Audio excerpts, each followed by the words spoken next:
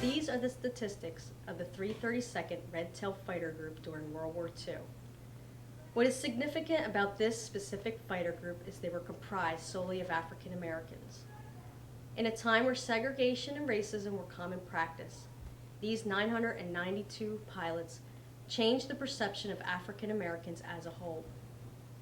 They showed their American brethren what they were capable of, but that's not what these pioneers intentionally set out to do. These brave men did it for their country and their families.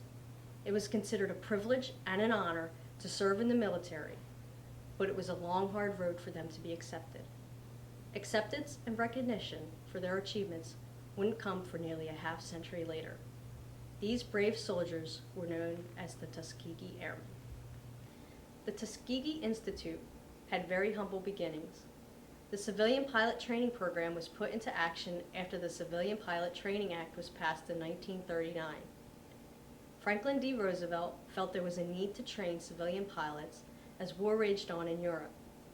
It would only be a matter of time before the United States would enter the war, and Roosevelt wanted America to be prepared. It was Senator Harry Schwartz of Wyoming that added the amendment to include African American institutes as well. The 7 colleges that participated in the CPTP were Hampton University, Howard University, Lincoln University, Delaware State University, West Virginia State College, Agriculture and Technical College of North Carolina, and the Tuskegee Institute. It wasn't until 1941 that a change was made in the Army Air Corps to allow African Americans into the ranks. Though African Americans had served in the United States pre-World War II, they often were assigned menial jobs. The order to create separate but equal facilities was enacted by President Roosevelt.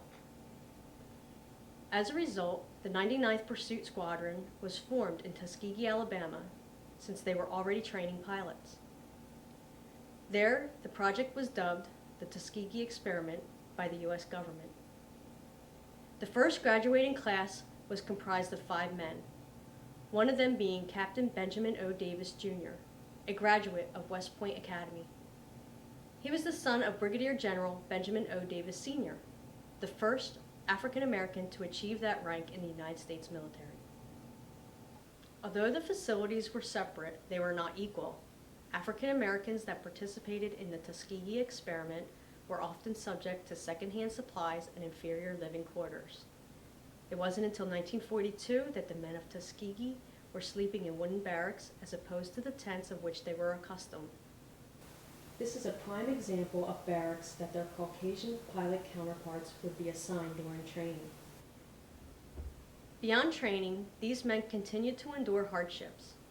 Once the initial class had graduated from the Institute, they were barred from entering the war. It was only after the dire need for pilots that the men of Tuskegee were deployed to North Africa. Toward the end of the war, another United States setback prompted the military to finally relocate the Red Tails to Italy, where they were eventually assigned to accompany bombers to Berlin. The average Caucasian pilot flew 50 missions before they were rotated out during World War II. The average African American pilot would well endure over 60 missions before there was even talk of a rotation, often at the request of the airman himself. The Tuskegee Airmen's trials and tribulations were not in vain.